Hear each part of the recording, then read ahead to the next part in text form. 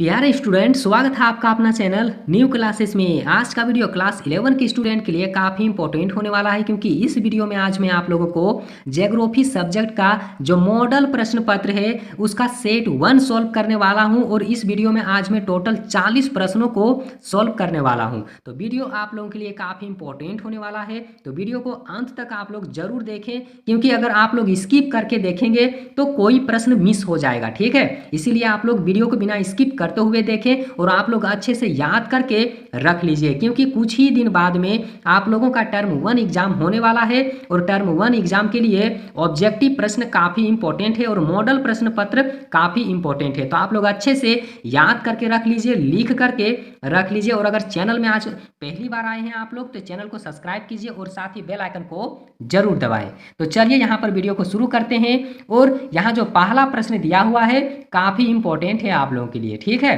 तो जो यहाँ पर पहला प्रश्न दिया हुआ है कि पृथ्वी का आकार का संबंध निम्नलिखित में से किससे है। यहाँ पर 4 ऑप्शन दिया हुआ है, तो 4 ऑप्शन में से आप लोगों को बताना है कि पृथ्वी का आकार का संबंध जो है आखिर किससे है। तो पृथ्वी का आकार किस तरह से नजर आता है, किस तरह से दिखाई देता है। ठीक है, तो आप लोग जानते हैं पृथ्वी का आकार किसके समान है, तो याद रखिएगा नारंगी के समान है, जो ग नंबर ऑप्शन बिल्कुल सही जवाब है। ठीक है, अगला प्रश्न देख लीजिए, जो दूसरा नंबर का प्रश्न दिया हुआ है। और इस वीडियो में आज मैं टोटल 40 प्रश्नों को सॉल्व करने वाला हूं, जो टर्म 1 एग्जाम के लिए काफ़ी इंपॉर्टेंट है। तो आप लोग बिना स्किप करते हुए शुरू से अंत तक जरूर देखिएगा। ठीक है, दूसरा नंबर का प्रश्न देख लीजिए कि भूगोल का उद्देश्य धरातल की प्रादेशिक या फिर क्षेत्रीय भिन्नता का वर्णन एवं व्याख्या करना है। तो यह कथन किसका है, याद रखिएगा यह कथन किसका है। तो या आप लोग याद रखिए रिचर्ड हार्टशॉर्न इसका आंसर होगा, जो ख नंबर ऑप्शन बिल्कुल सही जवाब है। ठीक है, यहाँ पर देख लीजिए तीसरा नंबर का प्रश्न दिया हुआ है कि निम्नलिखित में से किस विद्वान ने भूगोल शब्द का प्रयोग पहली बार किया था। ठीक है, जो ऐसा कौन विद्वान है जो भूगोल शब्द का प्रयोग पहली बार किया था, उसका नाम है इरेटा अस्थनीज। याद रखिएगा क्या नाम है, तो इरेटा अस्थनीज है। ठीक है, और अगर यहाँ पर इस तरह से भी प्रश्न अगर पूछ दिया जाए कि भूगोल का जनक किसे कहा जाता है, तो आप लोग याद रखिएगा इरेटा अस्थनीज इसका आंसर होगा। ठीक है, अगला नंबर का प्रश्न देख लीजिए, जो 4 नंबर का प्रश्न दिया हुआ है कि पृथ्वी की उत्पत्ति के संबंध में एक प्रारंभिक एवं लोकप्रिय मत ज्वारीय परिकल्पना किस विद्वान द्वारा दिया गया था। ठीक है, तो उसे जेम्स जीन्स कहा जाता है, जो यहाँ पर घ नंबर ऑप्शन बिल्कुल सही जवाब है। 5 नंबर का प्रश्न देख लीजिए कि आधुनिक समय में ब्रह्मांड की उत्पत्ति संबंधी सर्वमान्य सिद्धांत निम्नलिखित में से कौन है। ठीक है, तो याद रखिएगा आधुनिक समय में ब्रह्मांड की उत्पत्ति की जो संबंध था, ठीक है, तो बिग बैंग सिद्धांत से था। किससे था, बिग बैंग सिद्धांत से था, जो घ नंबर ऑप्शन बिल्कुल सही जवाब है। अगला नंबर का प्रश्न देख लीजिए, प्रकाश वर्ष क्या मापने की इकाई है। तो प्रकाश वर्ष से आखिर क्या मापा जाता है, तो खगोलीय दूरी को मापा जाता है, जो क नंबर ऑप्शन बिल्कुल सही जवाब है। 7 नंबर का प्रश्न देख लीजिए कि वर्तमान में सौरमंडल में कितने ग्रह हैं। ठीक है, अभी प्रेजेंट टाइम में अगर सौरमंडल में ग्रह की बात किया जाए तो बिल्कुल 8 ग्रह हैं, जो ख नंबर ऑप्शन बिल्कुल सही जवाब है। और आप लोगों के लिए काफ़ी इंपॉर्टेंट है, काफ़ी सारे स्टूडेंट इस बात को भूल जाते हैं। ठीक है, अगला नंबर का प्रश्न देख लीजिए, जो 8 नंबर का प्रश्न दिया हुआ है कि भूतल पर वह बिंदु जो भूकंप के उद्गम केंद्र के समीप होता है उसे अधिकेंद्र कहा जाता है। आप लोग याद रखिएगा उसे अधिकेंद्र कहा जाता है। ठीक है, 9 नंबर का प्रश्न देख लीजिए, सुनामी से सर्वाधिक क्षति किस क्षेत्र में होता है। ठीक है, सुनामी से सर्वाधिक क्षति का मतलब होता है हानि। तो सुनामी के कारण सबसे हानि आखिर कौन क्षेत्र में होता है, तो याद रखिएगा स्थल के आंतरिक भाग में। ठीक है, स्थल के आंतरिक भाग इसका आंसर होगा, जो ग नंबर ऑप्शन बिल्कुल सही जवाब है। 10 नंबर का प्रश्न देख लीजिए कि भूपृष्ठ में सर्वाधिक मात्रा में कौन सा तत्व पाया जाता है। तो याद रखिएगा ऑक्सीजन इसका आंसर होगा। आप लोग यहाँ पर दूसरा ऑप्शन में टिक नहीं लगाइएगा, नहीं तो बिल्कुल गलत हो जाएगा। ठीक है, 11 नंबर का प्रश्न यहाँ पर आप लोग देख लीजिए कि निम्नलिखित में से कौन भूगर्भ यहाँ पर होगा। ठीक है, क्या होगा, भूगर्भ। ठीक है, भूगर्भ की जानकारी का प्रत्यक्ष साधन है तो उसे ज्वालामुखी कहा जाता है। ख नंबर ऑप्शन बिल्कुल सही जवाब है। अगला नंबर का प्रश्न देख लीजिए कि महाद्वीपीय विस्थापन सिद्धांत 1912 में किससे प्रभावित किया था, किसने मतलब प्रस्तावित किया था यहाँ पर है, ठीक है। याद रखिएगा यहाँ जो दिया हुआ है प्रश्न, महाद्वीपीय विस्थापन सिद्धांत 1912 में किसने प्रस्तावित किया था, तो अल्फ्रेड वेगनर इसका आंसर होगा। क नंबर ऑप्शन बिल्कुल सही जवाब है। अगला नंबर का प्रश्न देख लीजिए, जो यहाँ पर 13 नंबर का प्रश्न दिया हुआ है कि निम्नलिखित में कौन सक्रिय ज्वालामुखी के उदाहरण हैं, तो याद रखिएगा फ्यूजीयामा इसका आंसर होगा। ख नंबर ऑप्शन बिल्कुल सही जवाब है। 14 नंबर का प्रश्न देख लीजिए, रिंग ऑफ फायर किस महासागर से संबंधित है, तो याद रखिएगा रिंग ऑफ फायर जो है प्रशांत महासागर से संबंधित है, जो यहाँ पर घ नंबर ऑप्शन बिल्कुल सही जवाब है। अगला नंबर का प्रश्न देख लीजिए कि प्लेट विवर्तनिकी सिद्धांत के अनुसार पृथ्वी का स्थल भाग मुख्यतः कितने प्लेटों से विभक्त है, तो याद रखिएगा 7 प्लेट से विभक्त है, जो इसका ग नंबर ऑप्शन बिल्कुल सही जवाब है। अगला नंबर का प्रश्न देख लीजिए कि हिमालय पर्वत की उत्पत्ति किस सागर से हुई है, तो इसका आंसर होगा टेथिस सागर, जो यहाँ पर ग नंबर ऑप्शन बिल्कुल सही जवाब है। अगला नंबर का प्रश्न देख लीजिए, चूना पत्थर किस प्रकार के चट्टान का उदाहरण है, तो याद रखिएगा अवसादी चट्टान का उदाहरण है, ठीक है। ख नंबर ऑप्शन बिल्कुल सही जवाब है। अगला नंबर का प्रश्न देख लीजिए कि खनिज तेल मुख्यतः किस प्रकार के चट्टान में पाया जाता है, तो आग्नेय शेल में पाया जाता है, ठीक है। अगला नंबर का प्रश्न देख लीजिए, जो 19 नंबर का प्रश्न है कि भूस्खलन सामान्यतः किस क्षेत्र में देखने को मिलता है, ठीक है। भूस्खलन जो है आखिर कौन क्षेत्र में सबसे ज़्यादा होता है, तो याद रखिएगा मरुस्थलीय क्षेत्र में।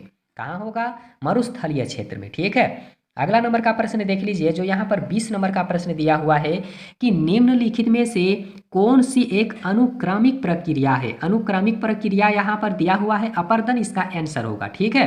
अपर्दन इसका आंसर होगा। अगला नंबर का प्रश्न देख लीजिए, वायुमंडल के कुल द्रव्यमान का 99% गैस पृथ्वी की सतह से कितने किलोमीटर की ऊंचाई तक स्थित है, तो याद रखिएगा 32 किलोमीटर तक, ठीक है। यहाँ पर ख नंबर ऑप्शन बिल्कुल सही जवाब है, ठीक है। अगला प्रश्न देख लीजिए कि वायुयान सामान्यतः किस मंडल से गमन करती है, ठीक है। तो इसका जो आंसर होगा ना क्षोभ मंडल होगा। क्या होगा, तो क्षोभ मंडल होगा। अगला प्रश्न देख लीजिए कि क्षोभ मंडल में धरातल से कितनी ऊंचाई पर 1 डिग्री सेल्सीग्रेड तापमान में गिरावट आती है, तो इसका जो आंसर होगा ना 165 मीटर होगा। क्या होगा, 165 मीटर होगा। तो सारे प्रश्न आप लोगों के लिए काफ़ी इंपॉर्टेंट है, आप लोग अच्छे से याद करके रख लीजिए। अगला प्रश्न देख लीजिए, निम्नलिखित में से कौन गैस वायुमंडल में सबसे अधिक मात्रा में मौजूद है, ठीक है। वायुमंडल में आखिर सबसे अधिक मात्रा में कौन गैस है, तो याद रखिएगा नाइट्रोजन इसका आंसर होगा, ठीक है। अगला प्रश्न देख लीजिए, 25 नंबर का जो प्रश्न है, वह वायुमंडलीय परत जो मानव जीवन के लिए सबसे अधिक महत्वपूर्ण है, उसे जो है याद रखिए उसे समताप मंडल कहा जाता है, ठीक है। उसे समताप मंडल कहा जाता है। अगला नंबर का प्रश्न देख लीजिए, 26 नंबर का प्रश्न दिया हुआ है कि किस मंडल में सभी मौसमी प्रक्रियाएं घटित होती है, तो याद रखिएगा उसे क्षोभ मंडल कहा जाता है, ठीक है। क्षोभ मंडल में मौसम के जो सारी क्रियाएं होती है वो वहीं पर घटित होता है, ठीक है। अगला नंबर का प्रश्न देख लीजिए, जो यहाँ पर 27 नंबर का प्रश्न दिया हुआ है कि किस मंडल रेडियो, ठीक है, यानी कि किस मंडल रेडियो तरंगे वापस लौटाती है, तो याद रखिएगा रेडियो तरंग को कौन सा मंडल है जो वापस भेज देती है, ठीक है।